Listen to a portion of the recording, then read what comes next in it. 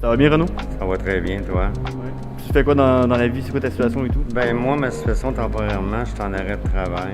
Je m'appelle Riles, j'ai 17 ans, puis je suis au secondaire. Bon, je travaille à la SEQ. Je m'appelle Anthony Haché, puis en fait, je suis chef de partie en restauration. Je m'appelle Andrea, puis je suis une élève en université Concordia. Je m'appelle Selena, j'ai 17 ans, je suis étudiante, je travaille à temps plein. Ouais, c'est quoi ton nom? François, Qu'est-ce que tu fais dans la vie, François? je travaille dans le système de santé. Bon, présentement, je travaille pas, je m'appelle Fabienne. Mon nom, c'est Sacha Bédard et je travaille dans le verre.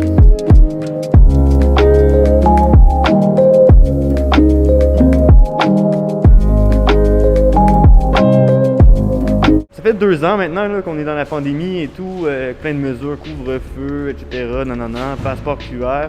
Vous, c'est quoi votre opinion là, de tout ça? À vrai dire que c'est vrai, on est tanné, tout le monde est tanné de tout ça.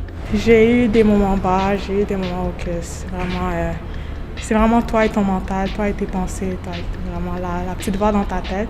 Puis ça a vraiment comme augmenté le self-sabotage, genre moi. Puis c'était un peu dur, mais live, ça commence à mieux aller. Ça. J'en ai marre. C'est trop rendu là. Si il veut toutes ces affaires, ils servent à rien. Les codes QR et tout ça, ça sert à rien. Et ça m'a pas trop affecté parce que je suis un gars qui travaille beaucoup, fait que je suis toujours en train de travailler, mais c'est sûr ça m'a affecté pour la restauration, fait que c'est sûr ça m'a mis un petit stop qui a fait en sorte que j'ai eu du temps pour réfléchir sur moi-même. Il y a peut-être quelques mesures que c'est peut-être un peu exagéré, mais comme en général, je trouve que c'est correct. Je me nettoie les mains souvent, puis là, j'ai pas le choix à l'hôpital, fait que, puis qu'est-ce que tu veux, je me suis privé de ma mère, je me suis privé de bien des affaires, mais c'est ça qu'il faut. On est un des endroits dans le monde où les mesures sont les plus drastiques là, dans le monde, là, on pourrait dire. Puis je suis un peu tanné de ça c'est sûr. Là, on est un des seuls endroits où il y avait des couvre-feux. Ils font des restrictions, couvre-feu, fais ça, mais les gens on n'est plus capable. Moi, je suis plus capable de dealer avec ce système-là parce que c'est une pression psychologique. Je trouve ça comme tellement hallucinant. Tu ne devrais pas avoir besoin d'un passeport pour rentrer dans des endroits. Puis il y a tellement de jeunes qui sont privés de beaucoup de choses. C'est juste triste, comme la jeunesse d'aujourd'hui, elles vont rien connaître. Ça les rend un peu paresseux. Surtout les plus grands, ça les rend, ouais. Parce qu'ils restent couchés pour faire tout ça, ils restent n'importe où. Es-tu d'accord avec ça? Est-ce que vous êtes plus paresseux maintenant? Ça c'est mon point de vue. Moi, j'aime bien avoir les cours en ligne parce que je suis chez moi. Mais c'est ce qu'elle dit. Elle dit que ça rend paresseux. Ouais. Peut-être. Pour les parents, c'est pas la même chose. On a un désaccord ici, c'est bien. Il va falloir qu'à un moment donné qu'ils descendent la pression parce que les gens, on est saturés. Juste dans le métro ici, là, les messages qu'ils nous envoient à toutes les 3-4 minutes, il y a des moments donnés, je tolère, mais des bouts, je suis plus capable de tolérer. Ça m'agresse.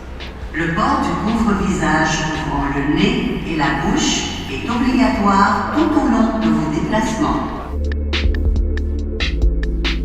Et les truckers en ce moment qui occupent Ottawa et tout, toi comment tu vois ça? Est-ce que c'est un mouvement positif, négatif? Ben, c'est en train de devenir négatif, je crois. Je trouve ça bien, parce qu'il faut un mouvement pour contredire tout ce qu'ils disent et mettre de la valeur sur qu'est-ce qui est inutile. Mais moi, je suis pas d'accord avec ça. Okay. Hein? Et je suis pas d'accord aussi avec la population. Avec la population d'Ottawa, les gens qui sont emmerdés par les klaxons, etc. Et ils supportent ça jusqu'à quand? Hein? Si ça aurait été ailleurs qu'à Ottawa, ailleurs qu'au Canada, là, je vous assure que ces convois, ils seraient déjà virés de bord. Je comprends leur point de vue. Moi, je suis pas trop d'accord, mais comme je peux comprendre c'est quoi le problème pour eux. Je comprends que ça peut être difficile avec les passeports vaccinaux et tout ça. J'ai pas trop suivi le mouvement, honnêtement, mais moi, j'ai vu les images, puis j'étais comme... Il y avait rien de mal dans les images que j'ai vues. Moi, je suis pour. Je suis pour ça. Oui. Ah oui. Oui. Est-ce que vous pensez que ça va fonctionner? Je l'espère. J'espère que ils vont fléchir le gouvernement. J'espère que ça va fonctionner. Moi, Puis toi, les camionneurs?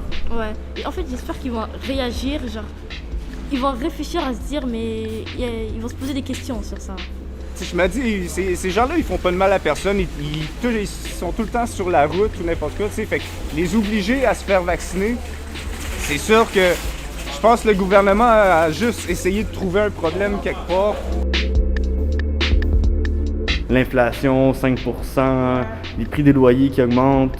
Je sais pas si tu ressens ça, est-ce que tu le vois dans ta vie? Ouais, là en ce moment, je me cherchais un 3,5, puis les 3,5 sont comme 1500. Juste comme je suis étudiante, je peux pas me payer un 3,5, pas chauffé, pas d'électricité à 1500, ça fait pas de sens. Mais c'est surtout le loyer. Mes parents, ça fait des années qu'ils essayent de pouvoir acheter une maison, mais là, on est encore en loyer. Puis maintenant, c'est juste presque impossible de pouvoir s'acheter quoi que ce soit.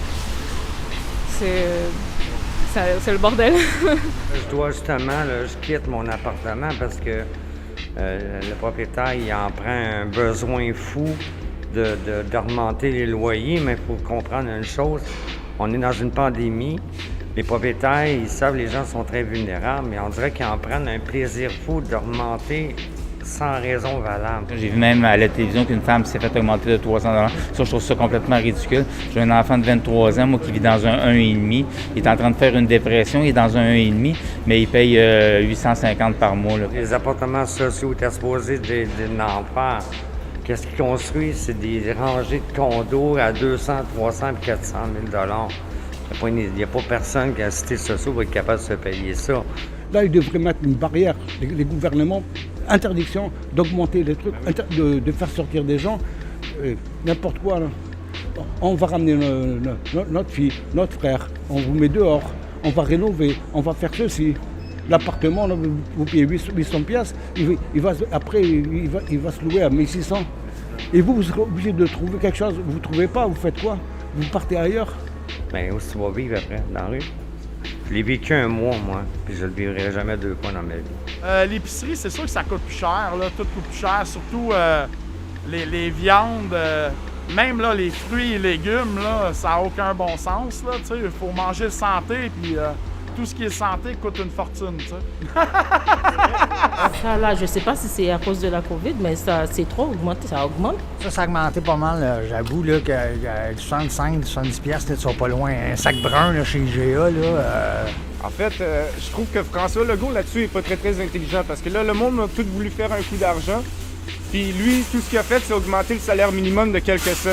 Mais ce qui fait, tu sais, avec l'inflation, toute l'épicerie, la viande, le beurre de pinot, n'importe quoi qui va augmenter de 50 cents, c'est quand même une couple de piastres de plus sur la facture qu'on ne rattrape pas avec l'augmentation de salaire.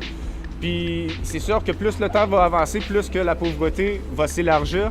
En tant que population, nous, qu'est-ce qu'on doit faire pour... Qu'est-ce qu'il faut faire? Ben, c'est parce qu'à chaque fois qu'on va essayer de faire de quoi, soit des moyens de pression, tout ça, bien après ça, c'est les policiers qui viennent faire des arrestations. Ils louent des autobus de STM puis ils nous rentrent dans le bus. Ça, je l'ai vécu déjà. Parce que l'été passé, là, pendant une période là, que tout le monde s'était manifesté dans la rue, fait que, il y a eu une mesure très, très, très sévère. Et les policiers ont même garoché des gaz lacrymogènes pour nous faire tousser et tout. Puis, regarde, je me suis ramassé avec les garrots de plastique là, dans l'autobus, nous emmenés au poste de police. La vaccination, si elle ne se fait pas au niveau mondial, ça ne sert à rien. Je pense pas que le gouvernement va injecter pour pouvoir aider ces gens-là. Il va falloir vraiment que c'est au niveau des banques, au niveau des grosses multinationales, là, qu'il va falloir qu'eux mettent la main à la pâte. Déjà, je dirais de ne pas se laisser influencer par ce qui se passe autour de nous. Si le monde peut se tenir un peu, là, ben, la plupart du monde ont compris. Fait que, quand même pas trop de destination. À l'hôpital, ça va bien. Il ne faut pas se taire. Il faut pas attendre que moi je suis là, je suis bien à la maison et attendre que d'autres manifestent. Il y a ce qu'on appelle des grèves générales. Grève générale. Grève générale, ça veut dire au Québec, tout est fermé. Les commerces sont fermés, les gens ne vont pas aller au travail pendant plusieurs jours à répétition. Là. C'est ce qui fait bouger les choses. J'ai hâte que ça finisse, le COVID.